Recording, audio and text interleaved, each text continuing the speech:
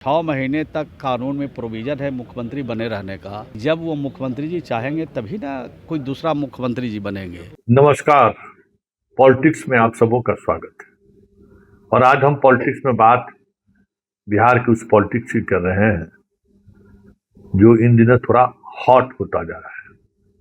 जी हाँ, गृह विभाग के उस पत्र के बाद जदयू के विधायक मंत्री थोड़ा असहज है, ये क्या हो रहा है। और आज श्रवण कुमार ने जिस अंदाज में बातों को रखा है कि संवैधानिक प्रावधान है, किसी सदन के नेता नहीं होने के बाद, मतलब सदन के सदस्य नहीं होने के बावजूद भी 6 माह तक मुख्यमंत्री रह सकते हैं।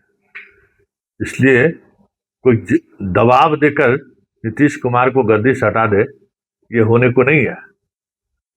जरा सुनिए श्रवण कुमार ने कहा क्या है। देखिए, जल्दीबाजी तो नियम है, कानून है और मुख्यमंत्री जी की इच्छा भी है कि जब वो मुख्यमंत्री जी चाहेंगे तभी ना कोई दूसरा मुख्यमंत्री जी बनेंगे।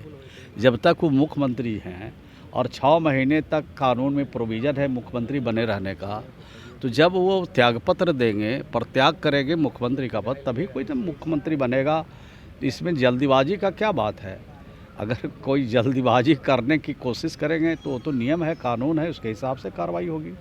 तो आपने सुना कि श्रवण कुमार कह क्या रहे हैं, लेकिन सवाल ये है कि इस स्थिति में जदयू है क्या, या फिर जदयू के श्रवण कुमार को छोड़ दें तो अधिकांश लोगों ने तो चुप्पी साध रखी है।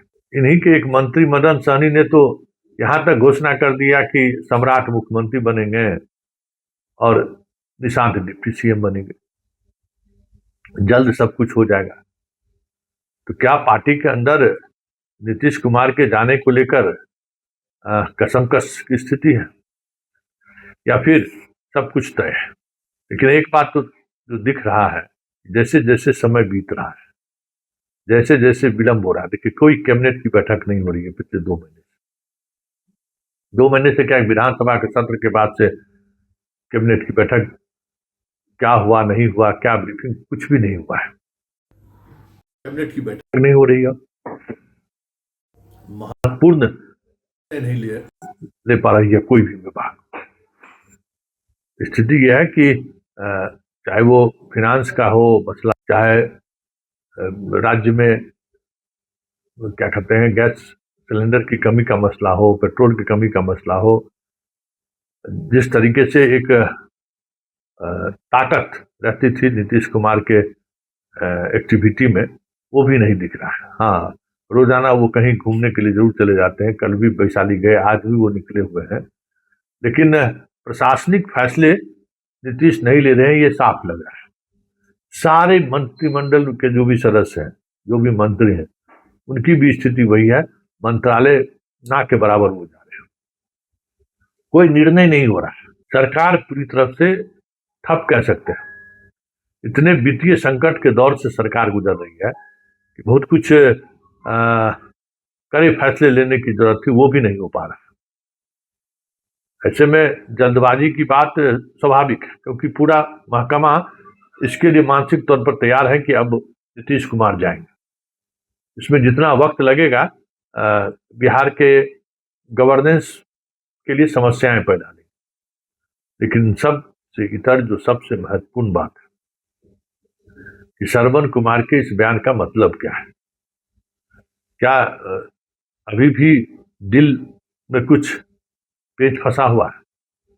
क्योंकि विधानसभा अध्यक्ष को लेकर बीजेपी से जो बातचीत होनी चाहिए थी, वो बातचीत एक चौराहे पर आकर या 2 माहे पर आकर थमक सा गया है, रुक गया है। जदयू किसी भी परिस्थिति में मुख्यमंत्री की कुर्सी छोड़ने के बाद विधानसभा अध्यक्ष से की कुर्सी पर दावा हटाने को तैयार नहीं है। तो क्या ये माना जाए कि श्रवण कुमार का बयान उसी का और संकेत है कि अभी बहुत सारी चीजें अभी नहीं हुई हैं, बहुत सारे फैसले नहीं हुए, इसलिए अगर कोई ये चाहता कि नीतीश कुमार 10 तारीख या 12 तारीख को जब वो राज्यसभा की सदस्यता ग्रहण करते हैं, तो तुरंत आकर इस्तीफा देने की बात जिनके मन में अगर चल रहा है, ये कोई जरूरी नहीं है। 6 महीने का वक्त है, और कई डील ऐसे हैं जो अभी तक फाइनलाइज नहीं हुआ है। मंत्रालय को लेकर जो बातें सामने आई हैं कि शिक्षा और स्वास्थ्य दोनों एक दूसरे का आदान प्रदान करना चाहते हैं, लेकिन दोनों विभाग सीधे सीधे तौर पर जनता से जुड़े हुए हैं और जनता के दिल पर अगर राज करना है तो ये दो ऐसे विभाग हैं जिसके सहारे आप पहुंच सकते हैं जनता के दिल तक। लेकिन ये सारी बातें तब संभव है जब बातचीत का कोई दौर चले।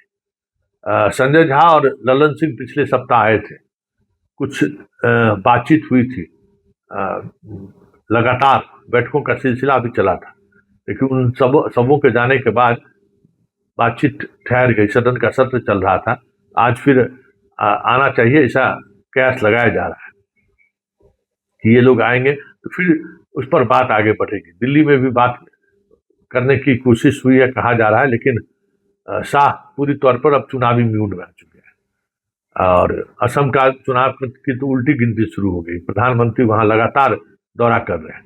ये सारी बातें हैं, इसलिए बिहार को लेकर जो स्पष्टता समझौते को लेकर जो दिखनी चाहिए थे वो अभी भी दिख नहीं रही है। स्थानीय बीजेपी के नेता इस पूरे मामले पर अपने आप को अलग थलग महसूस कर रहे हैं कि कौन बात करेगा। प्रदेश अध्यक्ष हो चाहे बाकी लोग जो लोग हैं, इस मामले में पूरी तौर पर चुप्पी साध रखा है। तो श्रवण कुमार का बयान ये संकेत है कि अभी भी डील को लेकर बहुत सारी चीजें स्पष्ट नहीं है और श्रवण कुमार यही वजह है कि आज उन्होंने यह संकेत नहीं, यह खुलकर कह दिया कि भाई अभी 6 महीने इंतजार कीजिए। और अगर बीजेपी व्याकुल है, उनके व्याकुलता पर हम लोग कुछ भी कह सकते हैं कि हमदर्दी के साथ सोचने को मजबूर नहीं है। मतलब ये बयान अपने आप में बड़ी बात है और श्रवण कुमार की जो हैसियत है और जिस तरीके से श्रवण कुमार मंत्रालय चलाते हैं, ये तय मानिए कि इस तरीके की चीजें बोलने के पीछे बड़ी सियासत हो। और उस सियासत वही है कि अभी बहुत सारी चीजें, विधानसभा अध्यक्ष, मंत्रालय, कई ऐसी चीजें हैं जिसको लेकर हमें लगता है कि स्पष्टता के साथ कोई बात नहीं हो पाई है। और जबकि मुख्यमंत्री की कुर्सी पर जदयू की तरफ से सम्राट चौधरी को पूरा समर्थन दिया जा रहा है, मंत्री से लेकर संतरी तक बोले जा रहे हैं कि हाँ जो बनेंगे नीतीश के पसंद के बनेंगे और नीतीश का पसंद कौन होगा तो सम्राट चौधरी है। ये भी बातें आई हैं। जब हम सम्राट चौधरी के पक्ष में पूरी तौर पर खड़े हैं तो फिर बाकी जो बात है वो डील क्यों नहीं हो रहा है, उस पर सम्राट चौधरी की चुप्पी क्यों है? क्या सम्राट चौधरी दिल्ली से क्लियरेंस चाहते हैं? तो जब दिल्ली ही सब कुछ तय करेगा तो फिर सीएम को लेकर नीतीश कुमार के ओपिनियन का मतलब क्या है? कई तरह के सवाल हैं जिन सवालों पर उठापटक चल रहा है। लेकिन इतना तय मानिए कि जो कुछ भी दिख रहा है ना, ऊपर से स्कूल कूड, अंदर उतना ही जो भूकंप का जो वेव होता है ना, वो वेव महसूस किया जा सकता है। चलिए, पॉलिटिक्स में इतना ही। इजाजत दीजिए, नमस्कार।